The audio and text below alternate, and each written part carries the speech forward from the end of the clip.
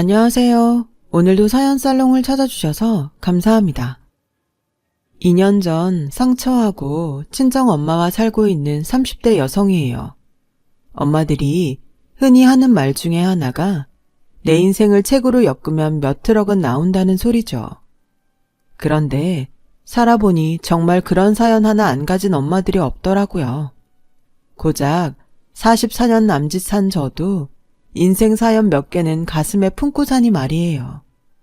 저희 집의 경우는 아빠 때문에 엄마가 가슴에 한을 품고 사셨어요. 저희 친정 아빠는 마치 빚쟁이처럼 엄마 인생에 빨대를 꽂고 사셨거든요. 가혹할이 많지 불행한 삶을 살아온 엄마를 생각하면 눈물이 날 정도예요. 하지만 얼마 전에 있었던 사건으로 조금은 위안을 삼을 수 있게 되었어요. 선한 끝은 있어도 악한 끝은 없다고 모든 게 순리대로 각자의 방향으로 잘 흘러갔거든요. 이제라도 모든 게 제자리를 찾게 돼서 얼마나 다행인지 몰라요. 우리 집은 평범한 집들과는 달리 복잡한 가족관계를 구성하고 있어요. 아빠, 엄마와 저, 그리고 남동생과 남동생의 엄마로 이루어져 있거든요. 남동생의 엄마는 소위 말하는 첩이었어요. 요즘 같은 세상에 첩을 두고 사는 것도 기가 막힐 노릇인데 더군다나 한 집에 본처와 첩을 두고 살다니 어이없는 일이었죠. 우리 가정이 이렇게 비정상적인 형태로 변한 건 제가 7살이 되던 해부터였어요. 아빠는 늘 바쁘다는 핑계로 자주 외박을 하곤 했었는데 그날은 웬일인지 대낮에 집에 오셨더라고요. 옆에 젊은 여자를 동반한 채 말이죠. 여자는 가슴팍에 이불에 싼 갓난 아기를 안고 있었어요. 그 모습을 본 엄마는 손에 들고 있던 걸레를 떨어뜨렸고 그대로 주저앉아 넋이 나간 사람처럼 멍해졌죠. 아빠는 그런 엄마를 향해 말했어요. 오늘부터 이 사람이 안방을 쓸 거니까 방 정리 좀 해. 그리고 수정이 너 와서 인사해라. 오늘부터 우리 집에서 같이 살게 된 작은 엄마다.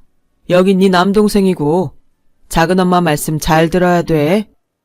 어린아이였지만 아빠 옆에 서 있는 여자가 내 작은 엄마가 아니라는 건 잘 알고 있었어요.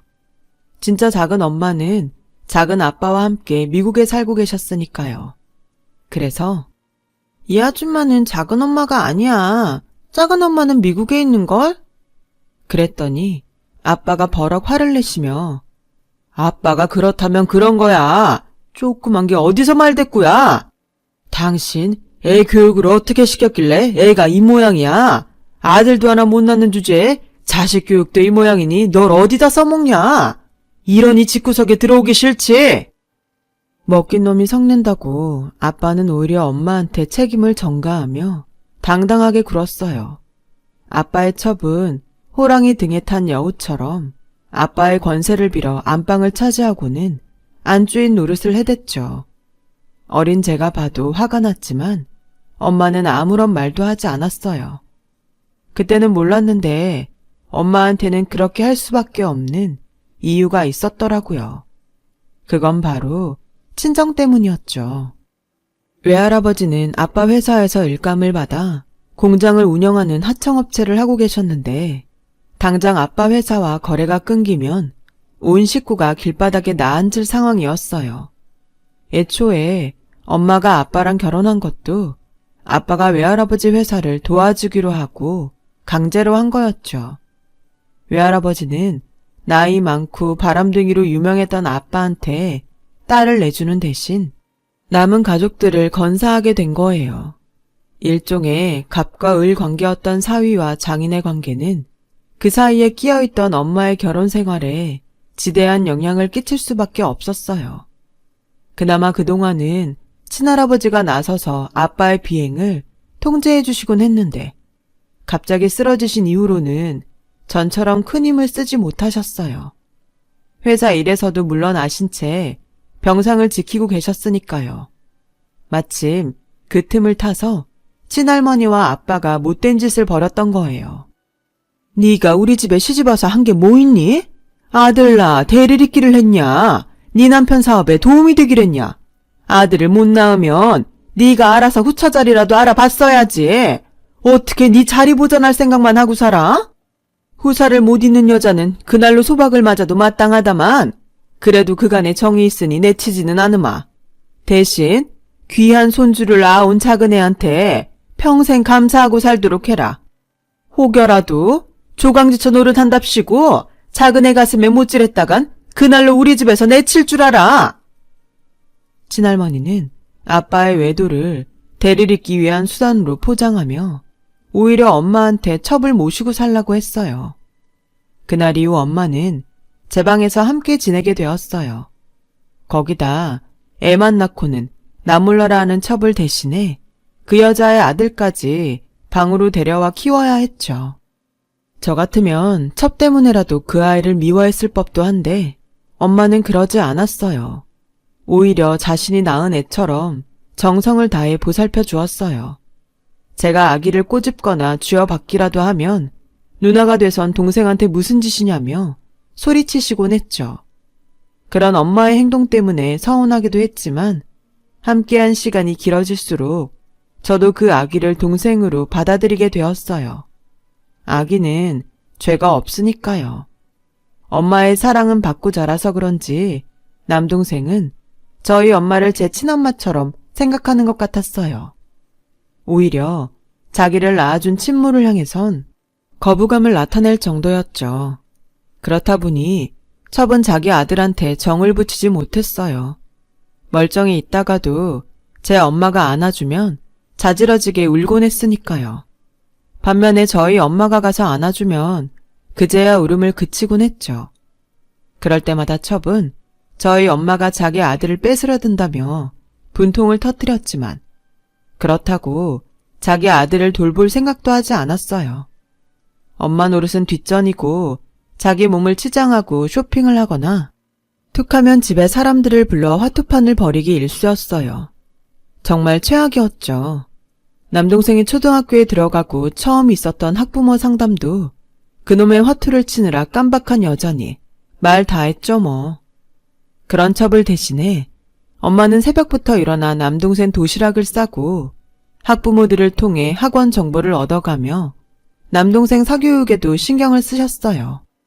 혹여 밖에서 사람들한테 손가락질을 받을까봐 예절 교육도 철저히 하셨고요. 저한테 했던 것보다 더하면 더했지 절대 덜하지 않으셨어요. 그런 엄마 덕분에 남동생은 어디 가나 똑똑하고 예의 바르다는 소리를 듣고 살았어요. 게다가 어찌나 애교가 많은지 학원 수업을 마치고 올 때면 아이스크림이나 붕어빵을 사다가 몰래 엄마한테 드리곤 했을 정도였죠. 하지만 이런 엄마의 노력에 따른 공은 첩이 가로채곤 했어요.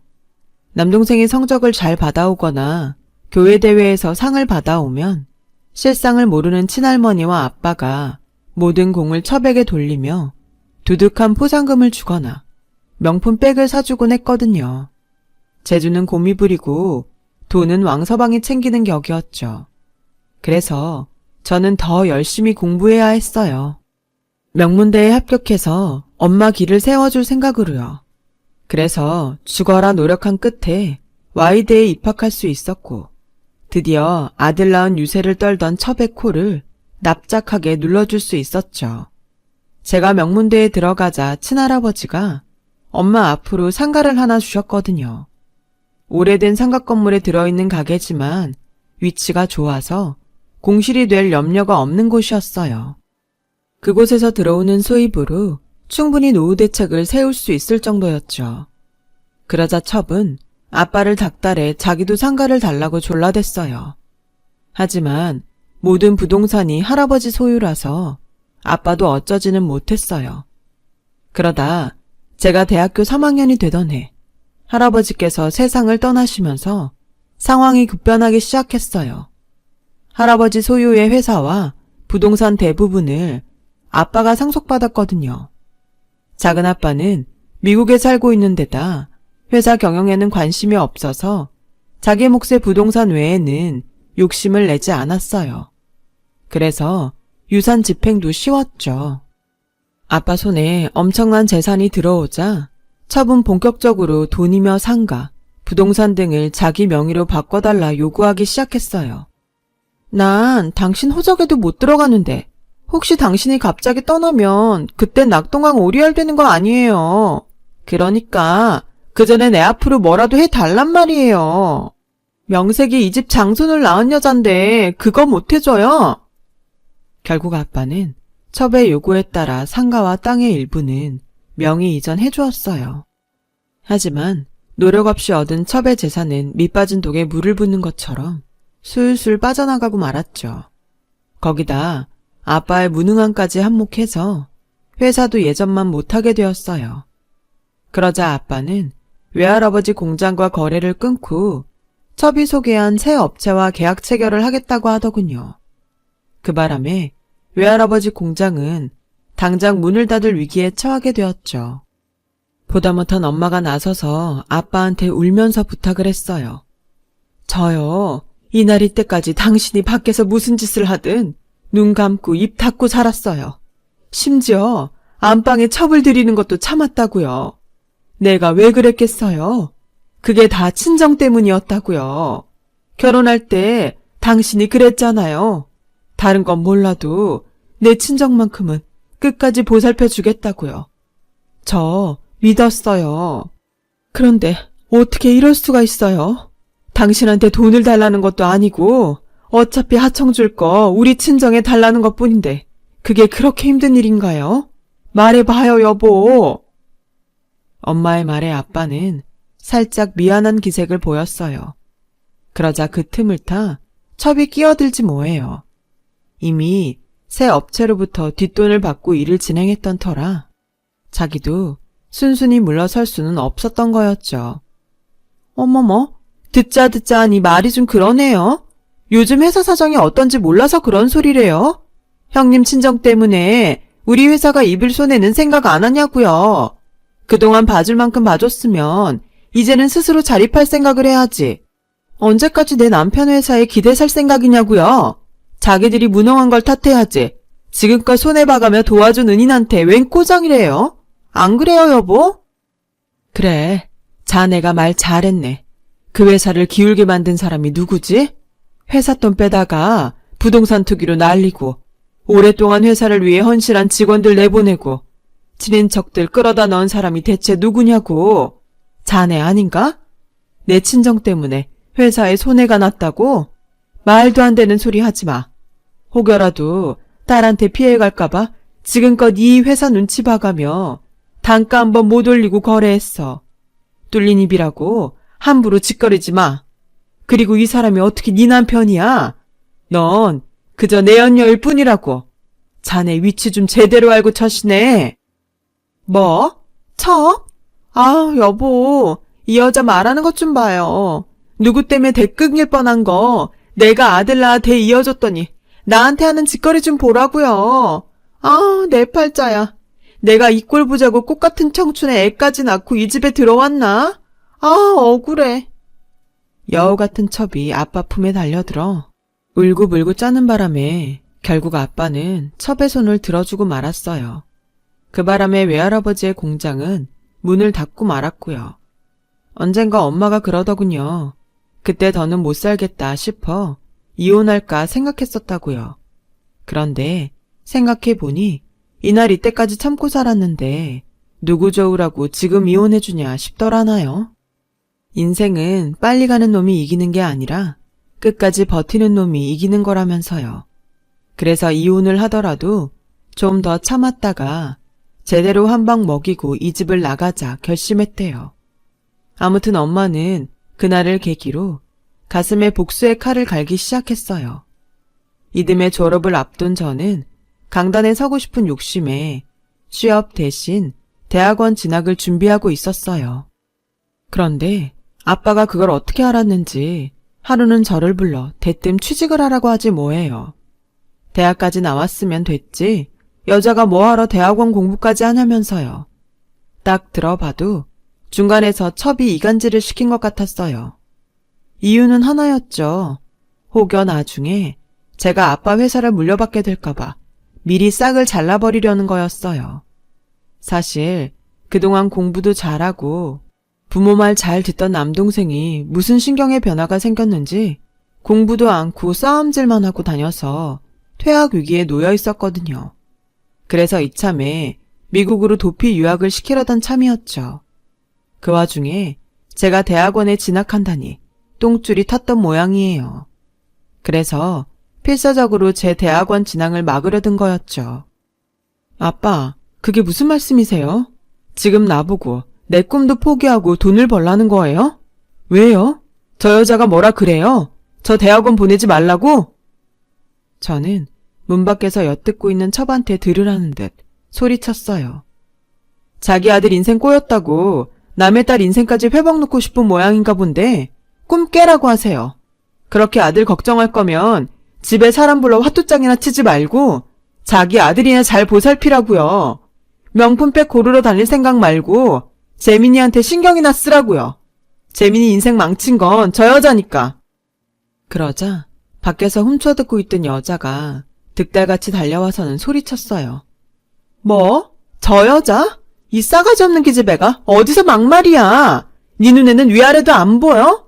그리고 내가 왜 우리 재민이 인생을 망쳐? 금쪽 같은 내 새끼를 내가 왜? 그깟 명문대 좀 다닌다고 유세 떠는 모양인데 그래 봐야 넌 시집가면 출가 외인이야. 이 집안 장소는 우리 재민이라고. 내가 네 속셈 모를 줄 알아? 우리 재민이 밀어내고 네 아빠 회사 가지려는 속셈 아니냐고. 그래서 경영학과 진학한 거잖아. 근데 어림없어. 내 눈에 흙이 들어가기 전엔 절대로 회사 너한테 안 뺏겨. 내 아들 재민이 줄 거라고. 아주 발악을 하며 발톱을 세웠어요. 오히려 그 모습이 처량할 정도였죠. 결국 아빠는 대학원 진학은 막지 않겠으나 학비는 대줄 수 없다며 대학원에 가려거든 제 손으로 벌어서 다니라고 하셨어요. 대학원 학비가 만만치 않다는 걸 알고 돈줄을 끊으면 제가 나가 떨어질 거라고 생각했던 거죠. 말로는 내 힘으로 다니겠다 큰 소리치긴 했지만 내심 걱정이 되더라고요. 창피한 일이지만 그동안 제 손으로 돈을 벌어본 적이 없었거든요. 그래서 어쩌나 고민을 하고 있는데 엄마가 제 방으로 들어와 통장을 내미시더라고요. 제가 대학에 합격했을 때 할아버지께서 주신 상가에서 들어오는 월세를 모은 거였어요. 내 새끼 공부한다는데 말릴 부모가 어딨어? 이건 할아버지가 너 위해 주신 거니까 걱정 말고 공부에만 신경 써. 대학원도 가고 유학도 가. 한 번뿐인 인생인데 하고 싶은 건 다 해보고 죽어야 하지 않겠니? 이 돈으로 부족하면 엄마가 식당에 나가서라도 벌어줄 테니까. 그렇게 저는 엄마가 주신 돈으로 대학원에 진학할 수 있었어요. 석사를 딴 뒤에는 그간 틈틈이 아르바이트를 해서 모은 돈으로 영국 유학을 떠나게 되었어요. 그리고 그곳에서 한국 유학생을 만나 사귀게 되었고 2년 뒤 결혼을 하게 되었죠. 유학생 신분이라 식은 미룬 채 혼인신고만 하고 살았어요. 학위를 따고 한국에 돌아가면 그때 멋진 결혼식을 올리려고요. 그렇게 4년간의 유학 생활을 마치고 한국으로 돌아온 우리 부부는 양가 부모님 도움 없이 조그마한 원룸에서 신혼생활을 시작했어요. 남편은 귀국 전에 취직이 돼서 대기업 연구소에서 일을 하게 되었고 저는 몇 군데 대학에 시간 강사로 나가게 돼서 생활은 어렵진 않았어요. 그러는 와중에 그동안 미뤘던 결혼식 날짜가 다가왔어요.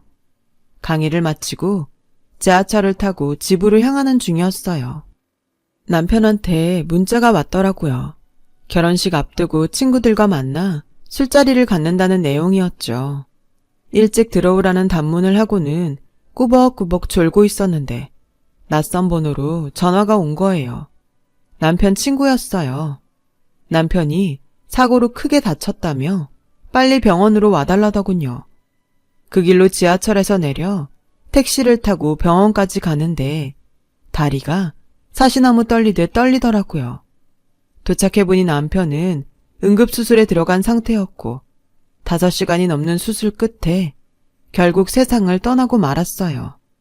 결혼식을 불과 3일 앞둔 시점이었죠. 졸지에 남편을 잃고 미망인이 된 저는 한동안 넋을 놓고 살았어요. 가까스로 나가던 강의를 끝내고는 다음 학기부터는 강의를 맡지 않았어요. 아무것도 못하겠더라고요. 먹는 것도 귀찮고 책도 눈에 들어오지 않았어요. 집에 가득한 남편의 물건들을 볼 때마다 당장이라도 현관문을 열고 남편이 들어올 것만 같아서 미치겠더라고요. 이런 저를 본 엄마는 집을 정리하고 저를 본가로 데리고 들어가셨어요. 곁에 두고 보살피시겠다고요. 그렇게 저는 다시 본가로 들어가 살게 되었어요. 미국으로 도피 유학을 떠났다가 돌아온 남동생은 떨어져 지낸 시간이 길어서 그런가 서먹서먹 하더라고요. 어릴 땐 그렇게 착하고 예쁘던 녀석이 완전 개날라리가 돼 있었어요. 지 엄마처럼 아빠 돈 믿고 빤빤히 놀며 돈 쓰는 재미로 살고 있었죠. 그런 녀석을 회사 전무자리에 앉혀놨으니 회사가 제대로 돌아갈 리가 없었죠. 회사라곤 껍데기만 남은 상태로 당장 망해도 이상하지 않을 정도였어요. 그런데도 첩은 정신을 못 차리고 여전히 화투와 명품을 사들이는데 미쳐있더라고요. 그 안에서 엄마 혼자 힘겹게 살림을 끌어오셨더라고요. 그 모습을 보니 그동안 엄마한테 신경을 못 쓰고 살았던 게 너무 죄송했어요. 그래서 차라리 엄마를 모시고 집에서 나가자 싶더라고요. 남편이 떠나고 받은 사망보험금과 가해자 측으로부터 받은 합의금 등을 합하면 20평대 아파트 정도는 살 수 있겠더라고요. 생활비야 상가 월세도 있고 제가 버는 걸로도 가능했거든요. 그런데 그 얘기를 들은 첩이 난리를 치는 거예요. 당장 지 아들은 신혼집 하나도 해줄 돈이 없어서 혼사도 못 치르고 있는데 그런 목돈이 있으면서 입 닫고 있었냐면서요. 명색이 누난데 동생 결혼하는데 도움을 못 줄 망정 저 혼자 잘 살 궁리를 하는 거니? 너 이기적인 거 진작부터 알았다만 정말 너무한다. 됐고 재민이 신혼집 마련해야 하니까 일단 그 돈 좀 쓰자. 요즘 회사 사정이 좀 그래서 그런데 다시 정상화되면 그때 갚아줄게. 너야 이 집에서 살아도 되잖아? 아빠도 그러는 게 좋겠다며 일단 남동생 신혼집부터 마련하자고 했어요. 그러자 주방에서 그 소리를 듣고 있던 엄마가 국자를 들고 달려나왔어요. 이게 무슨 개풀 뜯어먹는 소리야? 내 사위 목숨값을 왜 네 아들 신혼집 장만했어? 어림없는 소리 마. 그렇게 돈이 궁하면 자네 명품백 팔아서 집 구해주게. 내 사위 보험금은 꿈도 꾸지 말라고. 어머, 형님, 우리 재민이가 내 자식만 되나요? 이 집 장손이에요. 장손이 잘 돼야 집안이 서는 거 아닌가요? 솔직히 그 돈이 수정이가 벌어서 생긴 돈도 아니고 지 남편 목숨값인데 지 편하자고 쓰면 진들 속이 편하겠어요. 그럴 바엔 하나뿐인 남동생 위해 쓰는 게 낫죠. 그리고 누가 꽁으로 달래요? 갚아준다잖아요. 그깟 돈 몇 억 갖고 더럽게 생색이네. 어머님이 살아계셨으면 저랑 똑같은 소리 하셨을 거예요. 하긴 아들 하나 못 낳은 형님이 이런 마음을 알까? 그때였죠. 엄마가 손에 들고 있던 국자로 첩을 때리기 시작했어요. 그래 이년아, 내가 아들 못 낳은 죄로 이날 이때까지 네 꼴을 참고 살았다. 그런데 이제는 못하겠다. 재민이 불쌍해서 입 다물고 살려고 했는데 내 사위 목숨값까지 탐내는 인연을 보니까 그러기 싫어졌어. 장손이라고? 재민이가 이 집안 장손이라고? 웃기고 자빠졌네. 애비씨도 다른 애가 어떻게 이 집안 장손이 되냐. 재민이가 정말 내 남편 자식이라면 내가 이 자리에서 혀깨 물고 죽는다. 엄한 놈 씹에다가 멍청한 저 인간 등쳐먹고 산 주제에 어디서 끝까지 오리발을 내밀어. 뭐요? 아니 누가 그래요? 우리 재민이가 저 사람이 아니라고 누가 그러더냐고요. 내가 아주 입을 찢어버릴라니까 누군지 대요. 재민이가 그러더라. 자기는 아빠 아들 아니라고. 그 착하던 애가 왜 갑자기 망나니가 됐는지 알아? 혈액형 보고 알았다더라. 지 엄마는 O형이고 아빠는 B형인데 어떻게 자신이 A형이 나오냐고 울면서 그러더라. 그래, 유전자 검사를 해봤더니 재민이 말대로 저 사람 애가 아니더라고. 못 믿겠으면 내가 증거를 보여주지. 엄마는 방에서 서류 보따리를 들고 나왔어요. 그중 하나를 꺼내 첩 앞에 던져주었어요. 첩이 집기도 전에 아빠가 달려들어 서류를 펼쳐보았죠. 그리곤 얼굴이 싸늘하게 굳었어요. 부자재간이 아니라고 나왔거든요. 그러자 첩은 궁주에 몰린 쥐처럼 손톱을 세워가며 발악을 했어요. 검사가 잘못된 거예요. 이럴 리가 없다고요. 여보, 내 말 좀 믿어줘요. 나 당신밖에 없는 거 알잖아요. 이날 이때까지 나 당신만 보고 살았어요. 한눈 판 적 단 한 번도 없었다고요. 그러니까 제발 저 좀 용서해주면 안 돼요? 누구신지가 뭐가 중요해요. 이날 이때까지 당신 손으로 키운 아들인데. 그러니까 여보, 제발. 첩은 바닥에 납작 엎드려선 손이 발이 되게 빌었어요. 하지만 그런다고 아빠의 분노가 사그라들지는 않았어요. 아빠는 골프채를 들고 와서는 세간을 부수며 소리를 질러댔어요. 결국 그날 첩은 맨발로 집에서 쫓겨났고 재민이도 집과 회사에서 쫓겨나고 말았어요. 그제야 아빠는 엄마 앞에 고개를 숙이곤 사죄를 했지만 이미 버스 떠난 뒤였죠. 엄마는 아빠한테 이혼을 요구했고 유책 사유자가 아빠인 만큼 그에 상응하는 위자료와 재산 분할까지 요구했어요. 그리고 첩에게도 상간녀 위자료를 청구했고요. 아직 재판 결과가 나오지는 않았지만 이변 없이 잘 끝날 것 같아요. 그리고 얼마 전 엄마와 저는 예정대로 아파트로 이사를 했어요. 남편한테 배신당하고 살아온 엄마와 사랑하는 사람과 이른 이별을 한 딸이 한 집에 살고 있다고 하면 그 집 모녀 인생이 참 박복하다고 하시겠지만 꼭 그렇지만은 않아요. 저에겐 남편과의 추억이 있고 저희 엄마한테는 새로운 황혼의 나날들이 기다리고 있으니까요. 남편이 만들어준 보금자리에서 엄마와 함께 제2의 인생을 시작해 보렵니다. 많은 응원 부탁드려요. 지금까지 제 긴 사연을 들어주셔서 감사드려요. 항상 가정에 복이 가득하시고 건강하시길 바랍니다. 여러분, 사연 댓글에 응원과 현명한 조언 부탁드려요. 좋아요와 구독은 저에게 큰 힘이 됩니다.